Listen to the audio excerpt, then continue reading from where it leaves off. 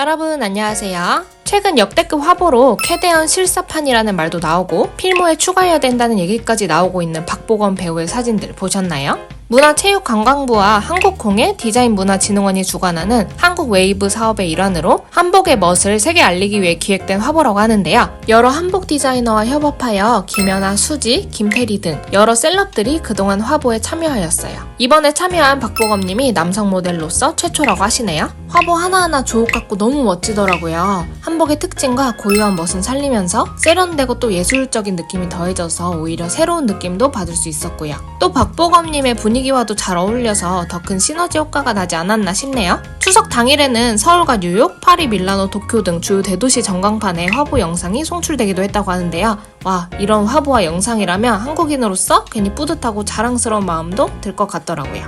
최근 캐대언으로 많은 세계인들이 한국 전통의 미에 대해 관심을 가지고 있는데 저 또한 이 화보를 보면서 한국 전통의 아름다움을 담은 주얼리들을 더 공부해보고 싶다는 생각이 들었어요.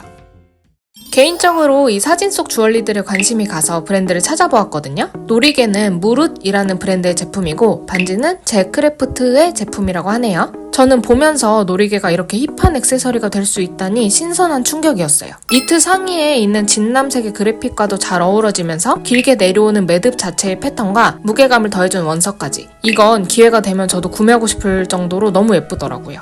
무릇의 온라인샵을 둘러봤는데 이 제품은 없더라고요. 아마도 이번 화보를 위해 특별 제작하신 제품인가봐요. 사실 노리개는 여성의 한복, 특히 저고리의 고름이나 허리끈 등에 달아 장식하는 장신구예요. 놀다, 놀이다에서 유래한 말로 몸에 달아 즐긴다라는 의미를 가지고 있대요. 재밌지 않나요? 귀한 원석 등의 재료와 섬세한 매듭으로 구성되어 있는데 크게 3등분해서 설명을 할 수 있어요. 폐물, 끈, 술 이렇게 나눌 수 있는데요. 폐물은 중심이 되는 주얼리 부분으로서 옥이나 금, 은, 산호, 호박, 수정, 자개 등등 다양한 소재를 꽃이나 동물 열매 또는 한자 복 등을 새겨서 장식했다고 하네요. 그 다음 끈은 줄과 매듭 부분인데요. 오방색의 실을 엮은 매듭 공예로 장식을 해서 오행과 조화, 나쁜 기운을 막는 의미를 담았다고 하네요. 마지막 술은 수술 부분이에요. 끈 아래 길게 늘어진 부분으로 풍성한 복과 아름다운 기운의 흐름 등을 상징한다고 합니다. 반지는 제크래프트의 제품이어서 찾아봤는데요. 제크래프트는 금속공예가 최인숙, 최로마나가 함께 설립한 한국 전통의 미를 바탕으로 디자인하는 금속공예 디자인 브랜드라고 합니다.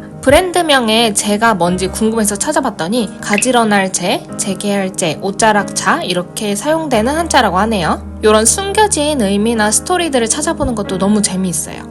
사이트를 둘러보는 재미도 있었는데요. 전통 장신구, 현대 장신구부터 인테리어 소품, 문화상품까지 정말 다양한 작업 포트폴리오가 있었어요. 박보검님의 화보 속 주얼리는 찾지 못했지만 이걸 보면서 갑자기 예전처럼 손으로 뚝딱뚝딱 만드는 세공 작업이 막 하고 싶어지더라고요. 이렇게 캐드 작업이 아닌 손맛이 들어간 수공예 작업들은 투박한 듯 하지만 또 섬세함이 담겨있고 정갈하다는 단어가 참 잘 어울리는 그런 매력이 있는 것 같아요. 조선시대에 착용했던 반지를 떠올리면 보통은 여인들이 착용하는 가락지가 떠오르잖아요. 이 시기의 반지는 신분을 상징하거나 혼인의 증표 등으로 착용을 했었는데 제가 공부하면서 한 가지 흥미로웠던 부분은 반지가 예의, 예절의 표현이었다고 하더라고요. 그게 뭐냐면 조선 예법사회에서는 손끝의 단정함도 덕목으로 여겼대요. 그래서 반지를 착용하는 것이 품위 있는 여인이라는 어떤 상징으로도 여겨졌다고 하더라고요. 특히 양반가에서 옷가락지를 많이 착용했던 이유는 옥이 청렴, 정숙, 절개를 상징하는 원석이기 때문입니다. 반면에 남성도 조선시대에 반지를 착용하긴 했지만 그 목적이 장식보다는 신분을 나타내거나 실용적인 이유에서 착용을 했다고 하는데요. 신분은 아마 설명을 안 해도 아실 것 같고 실용적 목적에서의 반지는 군가락지를 예로 들 수 있거든요. 군가락지는 조선시대 무관들이 사용하던 것으로 팔 시위를 당길 때 엄지손가락을 보호하던 반지입니다. 보통 뿔이나 옥, 돌, 금속 등으로 제작이 되어서 실용성과 권위, 무인으로서의 자부심도 상징했다고 하네요. 국립중앙박물관에도 다수의 군가락지가 전시되어 있다고 하니까 기회가 되시면 구경해보셔도 좋겠어요.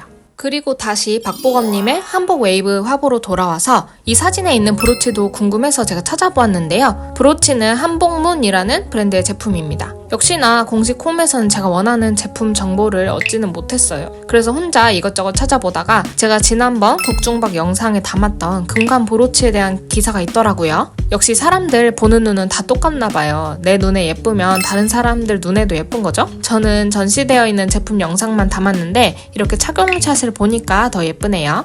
조선시대에는 브로치라는 개념은 없었지만 비슷하게 의복에 꽂거나 달아서 고정하는 등의 한국식 브로치라 할 만한 것들이 존재했는데요. 앞서 얘기했던 놀이개도 비슷한 역할이었고, 특히 남성들이 많이 사용했던 단추, 구자라고도 하죠. 이런 단추 장식도 장식적인 면에서는 비슷했다고 볼 수 있어요. 하나 재미있는 건 폐옥이라는 건데요. 폐옥은 허리띠에 달아서 옷의 움직임에 따라 소리가 나도록 한 장신구예요. 몸의 균형과 품위를 나타내며 걸음걸이조차 예의 바르게 하라는 유교적 의미를 담고 있다고 합니다. 왕실과 고위 관료들이 주로 착용했다고 하고요. 서양의 브로치가 눈길을 끄는 미적 중심을 만들어서 시선의 중심을 꾸미는 역할을 한다면, 폐옥은 움직임이나 소리, 태도 속에서 드러나는 품격, 즉 행동의 품격을 꾸몄다고 할 수 있어요. 배우 박보검님의 한복 화보를 보면서 관심이 생긴 부분들을 이것저것 찾아보며 만들어본 영상인데요. 개인적으로 아예 각작과는 공부보다 이렇게 관심이 생기거나 그때그때 흥미로운 주제들을 공부하면 저는 기억에 더 오래 남는 것 같더라고요. 그래서 영상으로도 한번 만들어 봤는데 보시는 분들도 흥미롭게 유익하게 봐주셨길 바랍니다. 이번 영상은 이렇게 마무리하고요. 저는 다음에 또 재미난 영상으로 돌아오도록 하겠습니다. 그럼 오늘도 반짝이는 하루 되세요. 안녕!